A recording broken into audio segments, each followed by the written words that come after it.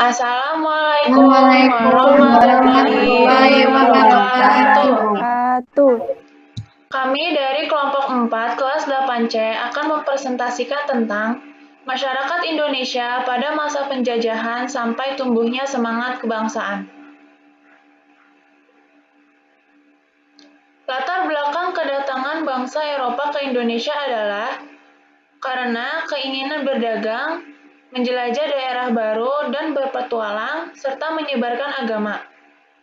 Kedatangan bangsa Eropa pada abad ke-16 membawa pengaruh dalam bidang ekonomi dan politik pada masa kerajaan di Indonesia. Pengaruh tersebut dalam bentuk monopoli perdagangan rempah-rempah, penguasaan suatu wilayah di Indonesia, dan penyebaran agama Kristen.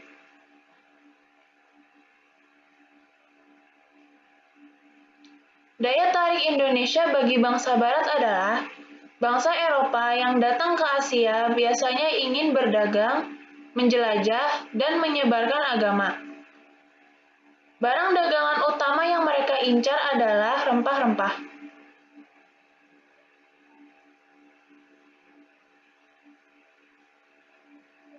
Motivasi 3G, Gold, Glory, and Gospel. Imperialisme adalah sistem politik suatu negara yang bertujuan menjajah negara lain untuk kekuasaan dan keuntungan. Imperialisme terbagi menjadi dua. Yang pertama, imperialisme kuno dan imperialisme modern.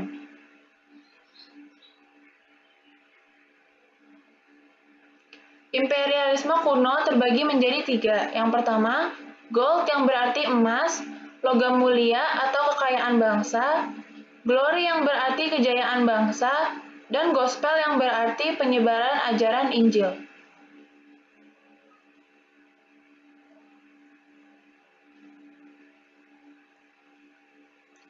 Imperialisme modern memiliki tujuan yaitu mendapatkan daerah pemasaran hasil industri, mendapatkan daerah penghasil barang mentah atau bahan baku, dan mendapatkan daerah penanaman. Kedatangan bangsa Eropa ke Indonesia yang pertama yaitu bangsa Portugis. Ekspedisi pertama mencari rute langsung ke Indonesia dirintis oleh bangsa Portugis dan Spanyol. Orang Portugis pertama yang mencoba mencari jalan baru ke Indonesia adalah Bartolomeus Dias.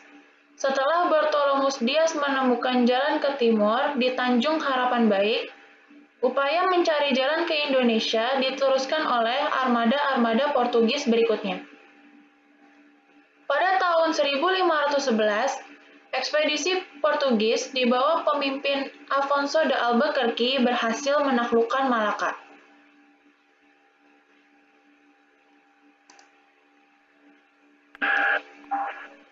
Bangsa Spanyol. Pelopor bangsa Spanyol untuk mencari jalan langsung ke Indonesia ialah Christopher Columbus yang berlayar dari Spanyol ke arah barat pada tahun 1492. Laut lain, Ferdinand Magellan, dipilih oleh Raja Charles pertama dari Spanyol untuk mencari jalur menuju Kepulauan Maluku yang dikenal pula sebagai Kepulauan Rempah-Rempah. Ekspedisi yang dimulai Magellan tiba di Kepulauan Maluku pada bulan November 1521 dan singgah di Tidore. Terjalin kerjasama antara Spanyol dan Tidore, menyebabkan pertengkaran antara Portugis dan Spanyol, yang kemudian berakhir dengan Perjanjian Zaragoza yang terjadi pada 1529. Bangsa Inggris. Kedatangan bangsa Inggris dirintis oleh Francis Drake dan Thomas Cavendish. Pada tahun 1577, Francis Drake berlayar ke Indonesia dengan singgah ke Maluku, Sulawesi, dan Jawa. Di awal abad ke-17, Inggris telah memiliki koloni di India, dan terus berusaha mengembangkan pengaruhnya di Asia Tenggara, terutama di Indonesia. Namun, armada Inggris tidak dapat menyaingi armada Belanda, sehingga pada akhir abad ke-17, Inggris telah terusir dari berbagai wilayah di Indonesia. Inggris akhirnya memusatkan aktivitas perdagangannya di India. Mereka berhasil membangun kota-kota perdagangan seperti Madras, Kalkuta, dan Bombay. Bangsa Belanda. Di ekspedisi pertama, Belanda berusaha mencapai Indonesia pada tahun 1595. Di bawah pimpinan Cornelis de Houtman, mereka menyusuri pantai barat Afrika sampai ke Tanjung Harapan Baik. Mereka masuk melalui Selat Sunda dan tiba di Banten pada tahun 1596. Armada ini tidak diterima oleh Banten karena mereka bersikap kasar. Cornelis de Houtman kembali ke Belanda dan tiba pada tahun 1597. Ia kemudian disambut sebagai penemu jalan menuju Indonesia.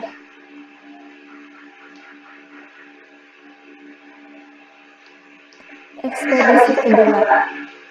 Ekspedisi berikutnya dipimpin oleh Jacob Cornelissen van Eyck pada tahun 1598 dan mencapai Pulau Maluku.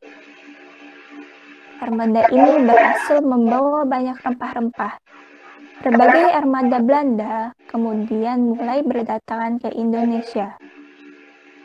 Kemudian di tahun 1602 dibentuklah VOC yang dipimpin oleh Heren ke-17 dan hak istimewa yaitu pertama, hak monopoli dagang, kedua, hak membuat dan cetak uang, ketiga, hak membentuk tentara, 4. Hak menyatakan perang ataupun membuat perjanjian, dan 5. Hak mendirikan benteng pertahanan.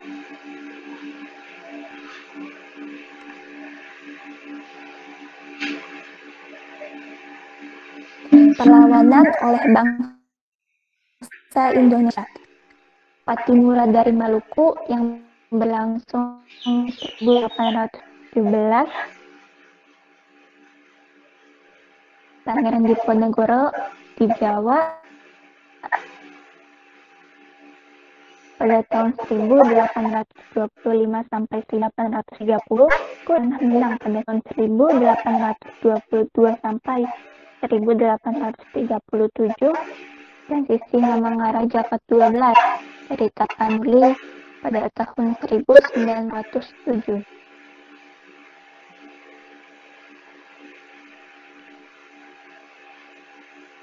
Kebijakan pemerintah kolonial di Indonesia. Kebijakan di bidang politik. Dalam bidang politik, penjajahan Belanda menyebabkan bangsa Indonesia diperintah oleh bangsa Belanda, yang menyebabkan Belanda banyak mencampuri urusan-urusan politik lokal kerajaan-kerajaan di Indonesia.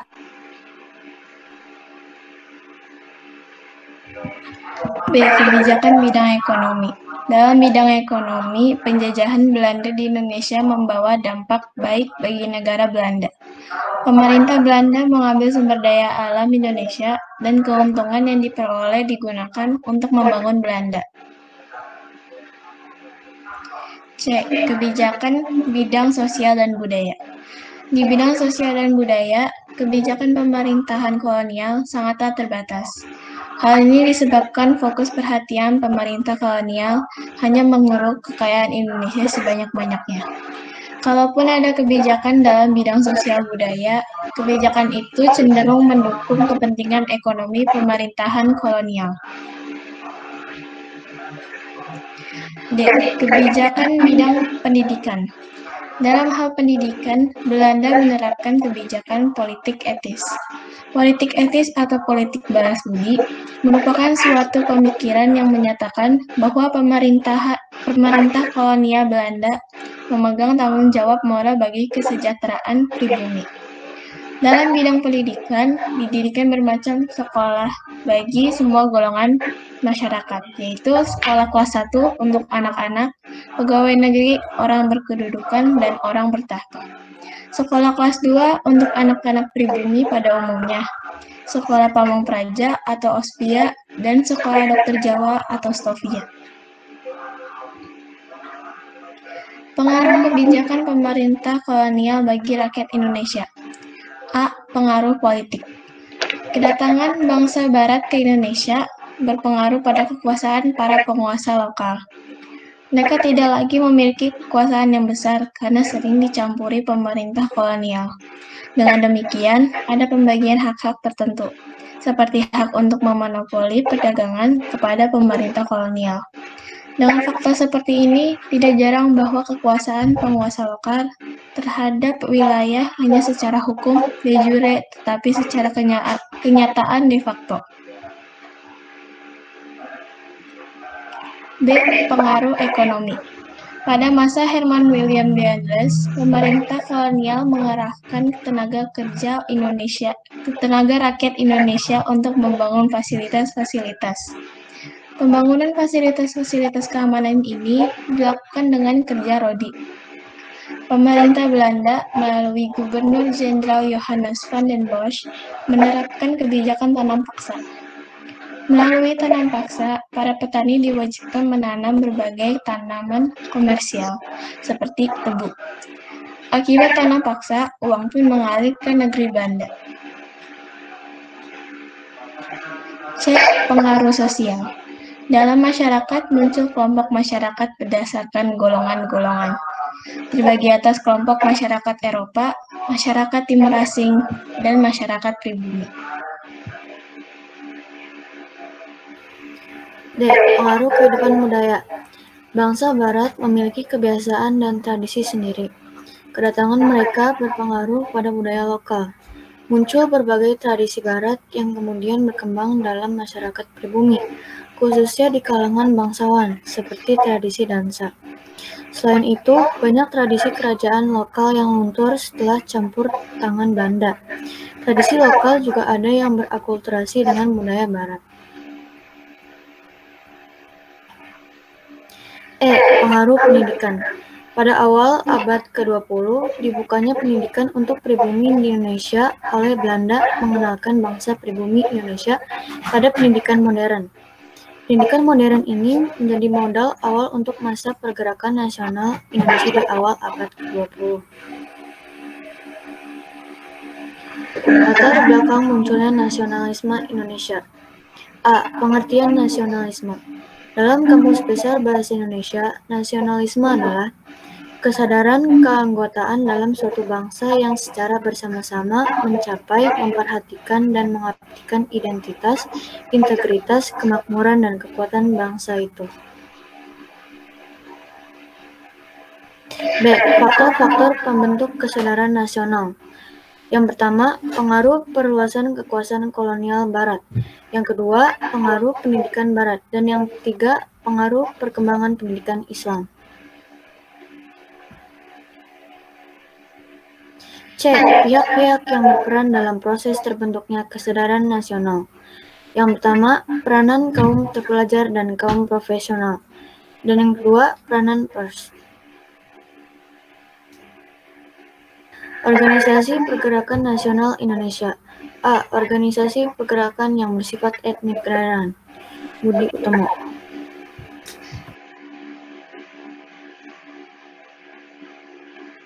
B. Organisasi pergerakan yang bersifat keagamaan, yaitu Serikat Dagang Islam atau SDI, Muhammadiyah, dan Nahdlatul Ulama atau NU.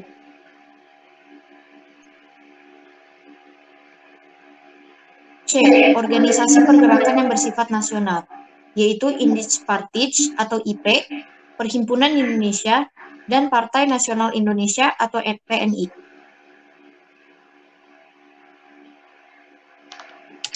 D. Manifesto Politik 1925, Kongres Pemuda, dan Kongres Perempuan. Manifesto Politik 1925. isi Manipul 1925 yaitu menuntut Indonesia merdeka, wilayah Hindia Belanda adalah wilayah Indonesia merdeka, penolakan undang-undang kolonial, dan menurut pemberlakuan hukum adat yang sudah ada di Indonesia sejak dulu. Kongres Pemuda terdiri atas 2 fase yang membahas tentang Sumpah Pemuda, yang berisi, kami putra dan putri Indonesia mengaku bertumpah darah yang satu, tanah air Indonesia. Kami putra dan putri Indonesia mengaku berbangsa yang satu, bangsa Indonesia. Kami putra dan putri Indonesia menjunjung bahasa persatuan, bahasa Indonesia. Kongres Perempuan. Kaum perempuan di Indonesia telah lama berkiprah dalam pergerakan dan pembentukan identitas nasional. Hal ini dapat dilihat dari kiprah Raden Ajeng Kartini dari Jawa Tengah dan Raden Dewi Sartika dari Jawa Barat. Pemikiran Kartini mendapat tanggapan positif dari kalangan perempuan. Hal ini terlihat dari munculnya berbagai perkumpulan perempuan yang menyelenggarakan pendidikan khusus bagi perempuan. R. Dewi Sartika juga melakukan hal yang sama dengan Kartini. Pergerakan nasional pada masa pendudukan Jepang. Penjajahan Belanda berakhir pada tahun 1924 setelah Jepang merebut wilayah Indonesia. Dalam rangka Perang Asia Timur, penjajahan Jepang dimaksudkan untuk mendapatkan bahan baku perang, seperti minyak, besi, tembaga, dan kuningan. Untuk merebut hati bangsa Indonesia, Jepang melakukan beberapa kegiatan, seperti memperbolehkan lagu Indonesia Raya dan memperbolehkan pengibaran bendera merah putih. Dalam perkembangannya, kebijakan Jepang lambat laun memberatkan rakyat Indonesia, karena Jepang menerapkan peraturan yang kejam, seperti kerja paksa atau romusa. Kebijakan ini juga menimbulkan beberapa perlawanan bangsa Indonesia, seperti Chot Lieng di Aceh, perlawanan Kiai Haji Zainal Mustafa di Jawa Barat, dan perlawanan Haji Madrian di Jawa Barat. Sekian dari kami. Wassalamualaikum warahmatullahi wabarakatuh. Wabarakatuh.